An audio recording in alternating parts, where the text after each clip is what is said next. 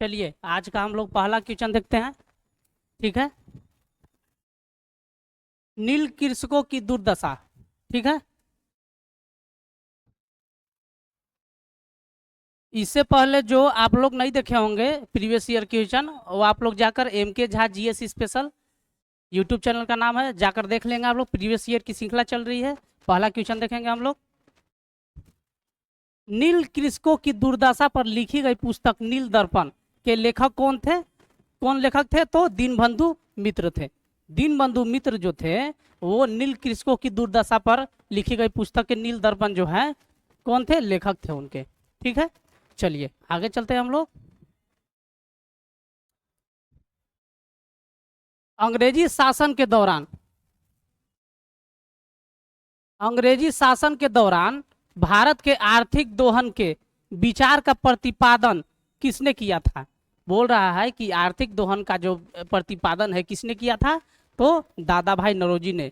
Drain theory दिया था इन्होंने। कौन थ्योरी दिया था? Drain theory. ड्रेन थ्योरी दिया था इन्होंने, बोला था। ठीक है, इसी में इन्होंने प्रतिपादन किया था। भारत में अंग्रेजी के भारत में अंग्रेजों के समय में प्रथम जनगणना किसके कार्यकाल में हुई? किसके कार्यकाल में हुई? तो प्रथम जनगणना जो है लॉर्ड मेयो के समय हुआ था। कब? 1872 में। ठीक है, 1872 में।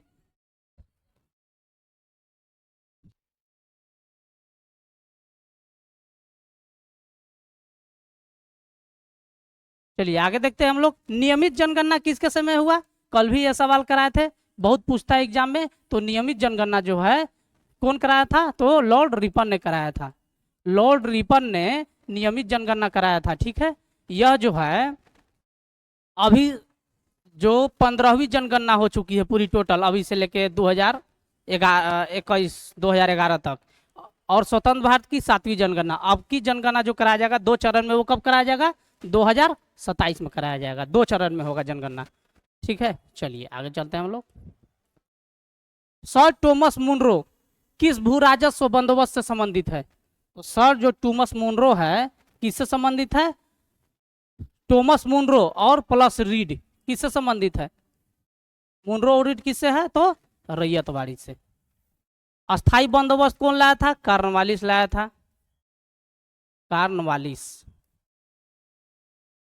कब लाया था? 1793 में। ठीक है, चलिए आगे चलते हैं हम लोग। भारत में प्रथम रेल लाइन का निर्माण 1853 में किस नगरों के बीच हुआ था? तो प्रथम बार बंबई से थाने चला था, और लॉर्ड डलहौजी के समय बंबई से थाने। बंबई से थाने कितना किलोमीटर? 34 किलोमीटर। किसके समय? तो डलहौजी के समय।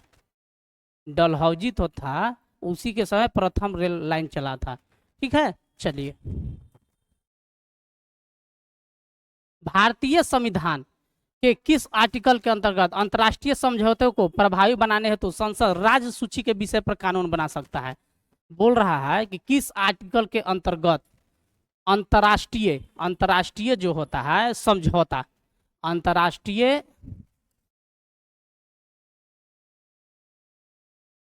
अंतर्राष्ट्रीय समझौता जो होता है संसद राज्य सूची पर बना सकता है, बशर्ते वो कानून बना कर दे संसद को। कितने आर्टिकल के तहत? तो 253 आर्टिकल के तहत।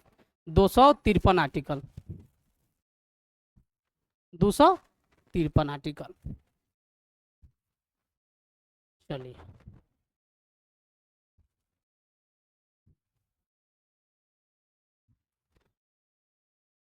निम्नलिखित में से किस नेता ने 1906 में कलकत्ता अधिवेशन की अध्यक्षता की थी? किसने जो है भारतीय राष्ट्रीय कांग्रेस की अध्यक्षता की थी 1906 में? तो ये कौन थे? आपके आपके दादा भाई नौरोजी से। दादा भाई नौरोजी ने 3 बार अध्यक्षता कर ली है। ठीक है, एक बार 86 में, एक बार 93 में, एक बार 1886 1893 और एक 1906 में। ठीक है, गोपाल कृष्ण गोखले कब किए थे? 1905 में। बाल गंगाधर तिलक भारतीय राष्ट्रीय कांग्रेस की कभी भी अध्यक्षता नहीं किए थे। इनकी मृत्यु असहयोग आंदोलन के समय हो गया था। ठीक है, विश्व का बृहत्तम डेल्टा निर्मित होता है।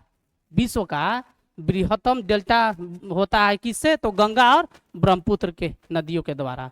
ठीक है, वृहत्तम डेल्टा। बिहार बंगाल से कब अलग हुआ? बिहार बंगाल से कब अलग हुआ? तो बिहार जो है बंगाल से कब अलग हुआ? 1912 को। अब बिहार उड़ीसा से कब अलग हुआ? तो 1936 में। और बिहार झारखंड से कब अलग हुआ? बिहार झारखंड से जो अलग हुआ है कब हुआ है? झारखंड से तो 15 नवंबर 2000 को। ठीक है, चलिए।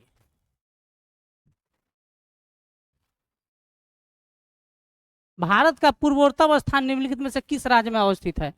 भारत का पूर्वोत्तर जो स्थान है किस राज्य में है? तो किबिथु, जो कि अरुणाचल प्रदेश में है। कौन सा? किबिथु। ठीक है, किबिथु। चलिए आगे चलते हैं हम लोग। निम्न में से वह कौन सा नदी है जो एक भ्रंश घाटी से होकर बहती है? कौन सी नदी घाटी है जो भ्रंश घाटी से होकर बहती है? कौन सी? तो नर्मदा, ताप्ती। जो पश्चिम की ओर गिरती है नदियां वो भ्रंश घाटी की निर्माण करती है। नर्मदा, ताप्ती, मांडवी। ठीक है, ये सब भ्रंश घाटी से होकर बहती है। कहाँ है ये? गोवा में है। ताप्ती कहाँ? ताप्ती नर्मदा। ठीक है, ब्रिभंश घाटी इसी को बोलते हैं एस्चुरी। एस्चुरी का निर्माण करती है। किसका? एस्चुरी। एस्चुरी का निर्माण करती है।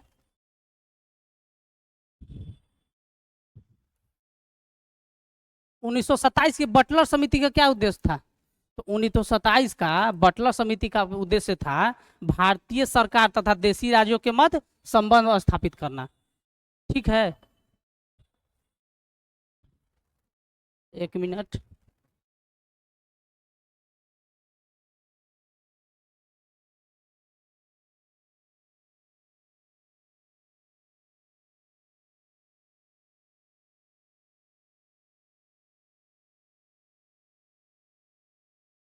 चलिए, वो थोड़ा सा कुछ हो गया था। भारतीय सरकार तथा देशी राज्यों के मध्य संबंध स्थापित करना। बटलर समिति कब आया था? 1927 में। 1927 में कहा था बटलर समिति। किसने भारतीय राष्ट्रीय कांग्रेस के कराची अधिवेशन की अध्यक्षता की थी? तो कराची अधिवेशन की अध्यक्षता जो किए थे सरदार वल्लभ भाई पटेल किए थे। कौन किए थे? वल्लभ भाई पटेल किए थे 1931 में। इसी समय उन्होंने सबसे पहले मौलिक अधिकार की मांग की थी। मौलिक अधिकार पारित किया था।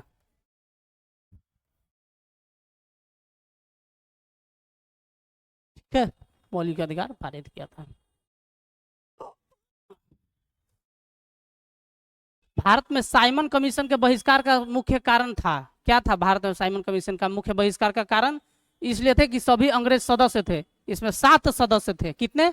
7, जिसमें सभी सदस्य अंग्रेज थे। एक भी भारतीय को शामिल नहीं किया गया, इसीलिए साइमन कमीशन का बहिष्कार किया गया। नियुक्ति कब हुआ था? 27 में। आया कब? 28 में। ठीक है, रिपोर्ट कब दिया? 30 में। भारत 2 बार आ चुका है यह साइमन कमीशन। ठीक है, गठन हुआ था 27 में। ठीक है, भारत कब आया? 28 में। रिपोर्ट कब दिया? 30 में।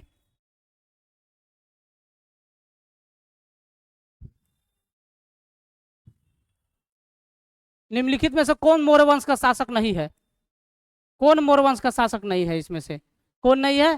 तो चंद्रगुप्त मौर्य है, अशोक है, बिंदुसार है। ठीक है, अजात शत्रु जो है वो मौर्य वंश का शासक नहीं है। कौन वंश का है? तो यह हर्यक वंश का है। हर्यक वंश का शासक है अजात शत्रु। ठीक है, चलिए। अप्रत्याशित व्यय की पूर्ति के लिए निम्नलिखित में कौन सा भारत की आकस्मिक निधि से धन निकालता है? कौन निकालता है? तो भारत के राष्ट्रपति। भारत के जो राष्ट्रपति है आकस्मिक निधि से, इन्हीं के हाथ में रहता है आकस्मिक निधि। ठीक है, राष्ट्रपति के पास।